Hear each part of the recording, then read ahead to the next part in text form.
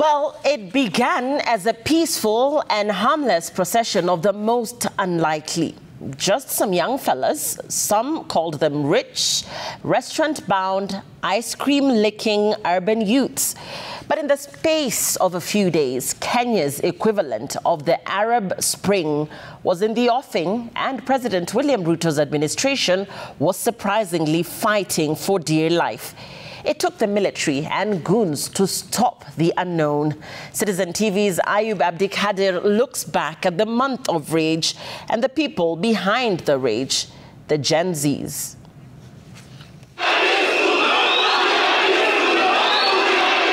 Partyless, tribeless, leaderless. They proudly identified themselves by ironically not identifying themselves in the conventional Kenyan tags. They wore the Gen Z identity and distanced themselves from Kenya's political class, who they accused of gross economic mismanagement and with a signature of a revolution, unearthing core governance issues. Tech-savvy, connected, urban and digital, the youthful Kenyans turned the internet into their theater of planning and the streets their sphere of operation.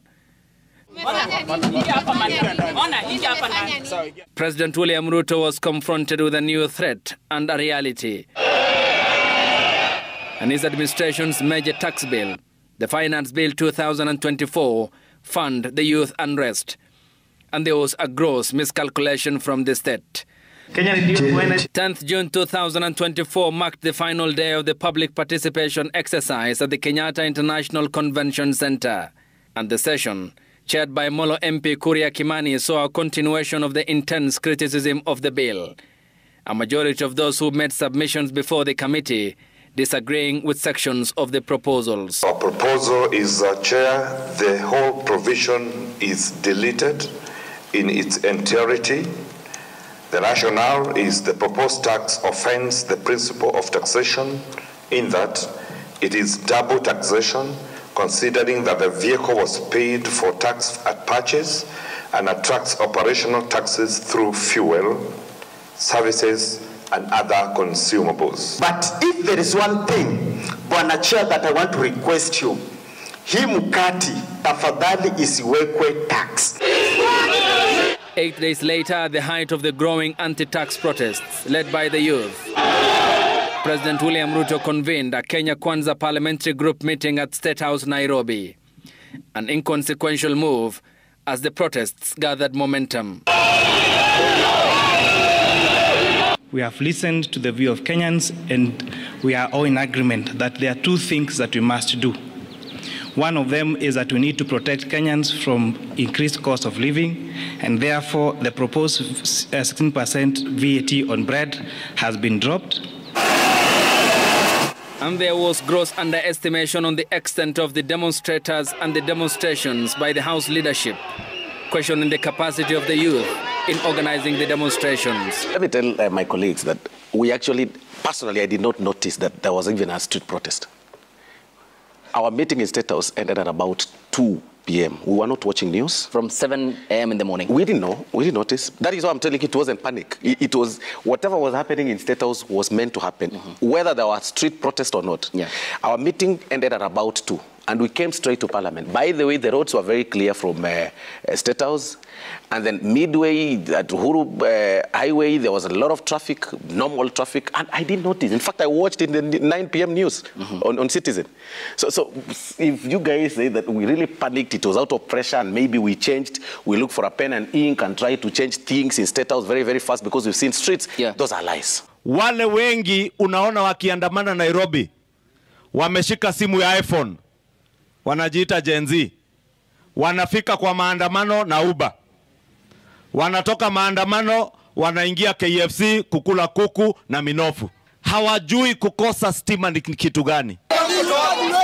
An appeal from the president for talks did not calm their nerves either, and time was ticking towards June 25th. I am very proud of our young people. They have stepped forward tribeless. They have stepped forward peaceful. And I want to tell them, we are going to engage them. We are going to have a conversation so that together we can build a greater nation. 2 days later, the youthful protesters stormed Parliament, where lawmakers dared against their calls for the rejection of the finance bill passed it. The keyboard warriors' overwhelming police breached Parliament's security, forcing lawmakers to scamper for safety in an unprecedented style that inspired wild optimism, pushing Kenya to the cusp of transformation. The demonstrations were spontaneous countrywide, including in the president's hometown city of Eldoret, against punitive tax policies contained in the finance bill, which created disaffection among them for the political class. In Naivasha, Nakuru County, and unbeknown to him, President William Ruto was attending institutional reforms retreat of the African Union. In the evening, he would fly back to a city and a country on the brink. Kenya stood in uncharted territory, Parliament breached by enraged demonstrators, forcing MPs to flee in a style that had similar attributes as the 2010-11 Arab Spring that swept across North Africa.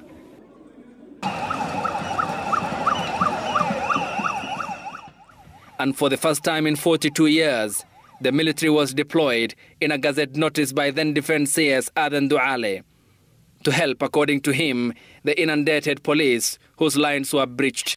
The nation held its breath, awaiting an address from the president, and in a late evening speech from State House in Nairobi, the president, looking caged, humiliated, and weakened, vowed to crush the demonstrators.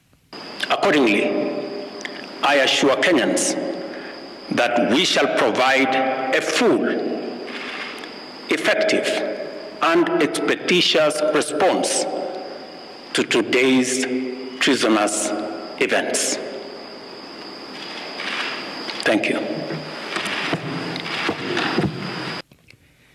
And the consequence was immediate. A day later, MPs who voted for the bill resurfaced and flanked the president, denied a money bill, and defeated by a new breed of youthful protesters,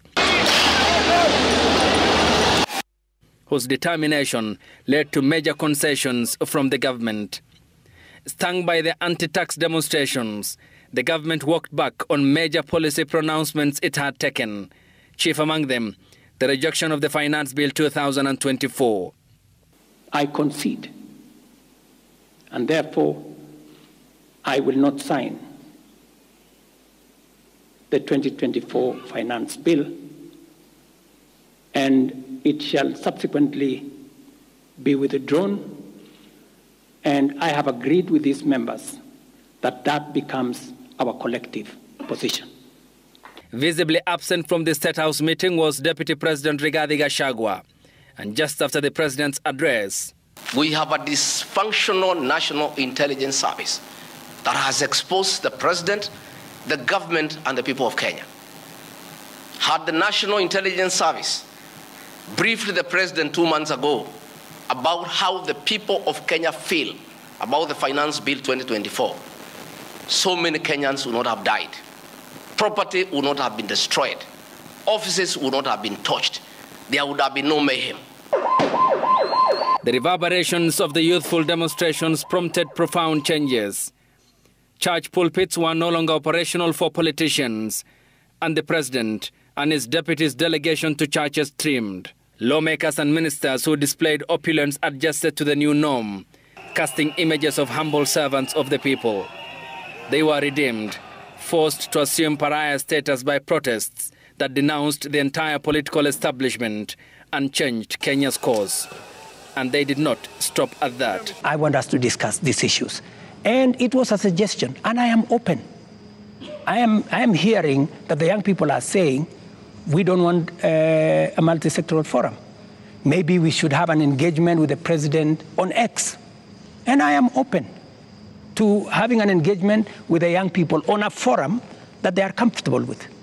You're ready to digital? If they want me to engage with them on X, I will be there.